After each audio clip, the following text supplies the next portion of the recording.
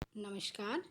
आज हम आपकी वसंत भाग 3 में पाठ 15 सूरदास के पद पढ़ने जा रहे हैं। ठीक है बच्चों, ये पद जो हैं किसके द्वारा लिखे गए हैं? सूरदास के। सूरदास के पद नामक पाठ जो है उसको आप ध्यान से समझें। सब बच्चे अपनी पुस्तक निकाल लें और मेरे साथ साथ इन पदों को समझते चलें। इन पदों की रचना करने वाले भक्त कवि सूरदास जी हैं। कोई कहता है कि वो जन्म से अंधे थे, लेकिन जो उन्होंने कृष्ण की बाल लीलाओं का वर्णन किया है उससे लगता है कि वो जन्म से अंधे नहीं थे, वो बाद में ही उन्हें किसी बीमारी के कारण उनकी आंखें चली गई। तो इस पद में जो है यशोदा कृष्ण को दूध पिला रही है और कहती है कि बेटा तुम दूध पियो, तुम्हारी चोटी बड़ी हो जाएगी। कृष्ण जी को यशोदा की बात पर भरोसा नहीं होता। तो देखिए, अब मैं जो है ये पद पढ़ रही हूँ। क्या कह रहे हैं कृष्ण जी? मैया कब ही बढ़ेगी चोटी, कि माँ मेरी चोटी कब बढ़ेगी। किससे पूछ रही हैं? अपनी यशोदा मैया से। कितनी बार मोही दूध पियत भई, कि कितनी बार मैंने जो है आपके कहने पर दूध पिया है, काफ़ी समय हो गया। भई अजहू है चोटी, कितनी बार आपने कहा कि बार बार बेटा तेरी चोटी बढ़ जाएगी। जैसे सभी की मम्मियाँ कहती हैं जब बच्चा दूध नहीं पीता उसे दूध पिलाने के लिए कि बेटा जल्दी पी ले, तेरी चोटी बड़ी हो जाएगी। तो आपने बहुत बारी कहा, लेकिन मेरी चोटी आज भी अजहू मतलब आज भी छोटी की छोटी है। तू जो कहती बल्कि बेनी, जो है लांबी मोटी, कि आप जो है मुझे कहते हैं कि बार बार दूध पीने से तेरी चोटी बलराम की तरह लंबी और मोटी हो जाएगी। काढ़ते गुहत नहावत जेहे, नागिन सी भई भुई लोटी, कि आप बार बार कहते हैं कि जब मेरे बालों को आप बनाती हैं, काढ़ती मतलब बनाती हैं, गूंथते समय, नहाते समय, और क्या कहती हैं कि तेरी चोटी जो है नागिन की तरह धरती पर लौटने लगेगी, अर्थात इतनी लंबी हो जाएगी कि तुम्हारी जो है बाल चोटी धरती को छूने लगेगी। कांचो दूध पियावत पची पची, देती न माखन रोटी। अब कृष्ण जी क्या कह रहे हैं कि आप जो है मुझे बार बार जब मैं मांगता हूँ माखन रोटी खाने को नहीं देती हो। बार बार क्या पिलाती रहती हो? मुझे दूध ही पिलाती रहती हो। बार बार मुझे क्या करती हो? पची पची मतलब बार बार मुझे दूध ही दूध पिलाती रहती हो, मुझे मांगने पर माखन रोटी नहीं देती। बच्चों, कृष्ण को क्या प्रिय है? माखन और रोटी। सबसे ज़्यादा कृष्ण क्या खाते हैं? माखन। सूरज चिर जीव्यो दो दो भाई भैया, हरी हलदर की जोटी।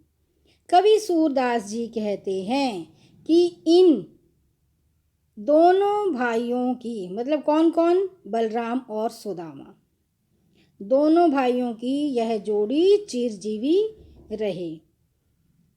कृष्ण की जो बाल सुलभ लीलाएं हैं उनको देखकर कवि सूरदास भाव विभोर हो उठते हैं। ठीक है बच्चों, ये आपको अभी समझ में आ गया होगा। मैं एक बार आपको मोटे मोटे शब्दों का अर्थ भी समझा देती हूँ। कब ही मतलब कब, बढ़ेगी बढ़ेगी कितनी कितनी बार, मोही मुझ, पियत पीते, अजहू आज भी, बल बलराम, बेनी वेणी चोटी, जो समान हुए हो जाएगी लांबी मतलब लंबी, काढ़त बालों को संवारना काढ़ना, गुहत गूथना, नहावत नहाते समय, नागिन सी सांप की तरह, भूई भूमि पर, लोटी लेटी, कांचो कच्चा, पियावत पिलाती हो, पची पची बार बार। सूरदास चिरजीवी रहो, लंबी उम्र आपकी बनी, हरि कृष्ण हलधर बलराम दोनों की जोड़ी। ठीक है बच्चों, ये पद आपको अच्छे से समझ आ गया होगा। अब मैं आपको दूसरा पद समझाती हूँ। अब दूसरे पद में देखो क्या कहा है, तेरे लाल माखन खायो। अब यहाँ पर बच्चों क्या है, यहाँ पर उल्हाना है, उपालंब है। क्या है, उल्हाना दे रही हैं। कौन दे रही हैं, गोपियाँ।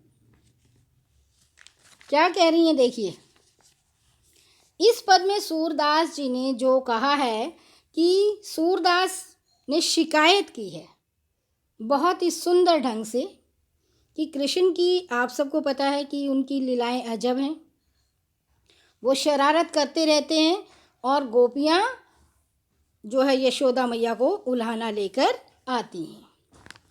क्या कहती हैं, तेरे लाल ने हमारा माखन चुराकर खा लिया।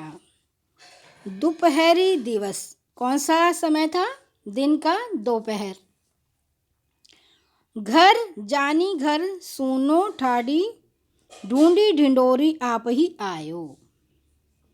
दोपहर के समय कृष्ण ने घर को खाली देखा, सूना देखा और ढूंढते ढांढते खुद ही आ पहुँचे।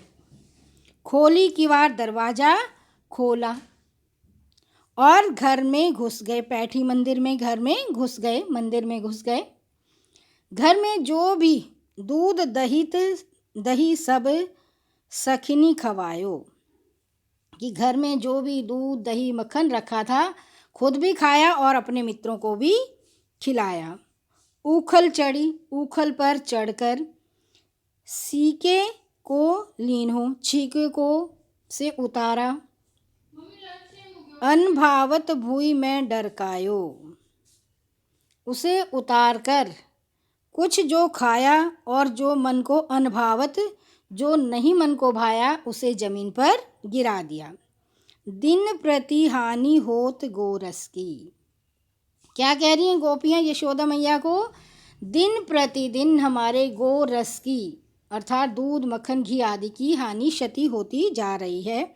यह टोटा कोने ढंग लायो, कि तुम्हारे लड़का जो है ये तरह तरह की अनोखी शरारतें करता रहता है, इसकी जो कमी है उसको कैसे पूरा किया जाए। सूर श्याम को हटिके न राखे, ते ही पूत अनोखो जायो। सूरदास जी कहते हैं गोपियाँ यशोदा मैया को कह रही हैं, तीखी तीखी बातें कह रही हैं कि आपने कृष्ण को तुम रोक लो, तुम्हारा बेटा कोई अनोखा पूत नहीं है, सबके बच्चे हैं, लेकिन तुमने क्या कृष्ण को अनोखा ही पैदा किया है। ठीक है बच्चों, अब इसके छोटे से थोड़े जो है छोटे छोटे शब्दों के अर्थ बता देती हूँ मैं आपको। लाल मतलब पुत्र, दोपहर दोपहर, दिवस दिन, सुनी सुना, ढूंढी ढूंढ कर, आप ही खुद, किवारी किवाड़, पेठी घुसकर, मंदिर घर में भीतर, सखिनी मित्रों को खवायो खिलाया, चढ़ी चढ़कर, उखल उखल पर, सीके छीका, लीनो लेना, अनभावत जो अच्छा नहीं लगा, जो मन को नहीं भाया, भूई भूमि डरकायो गिरा दिया जमीन पर, गोरस गाय के दूध से बने पदार्थ, घी दूध दही मक्खन आदि, पुत्र बेटा, टोटा बेटा, कोने कोई ढंग तरीका, हटकी न राखे रोक नहीं सकती। क्या तुम अपने बच्चे को अपने घर में अपने उसमें बांध नहीं सकती, रोक नहीं सकती। क्या तुमने ही अनोखा बच्चा पैदा किया है। जाई मतलब पैदा किया है। ठीक है बच्चों, आपको ये अच्छे से समझ आ गया होगा।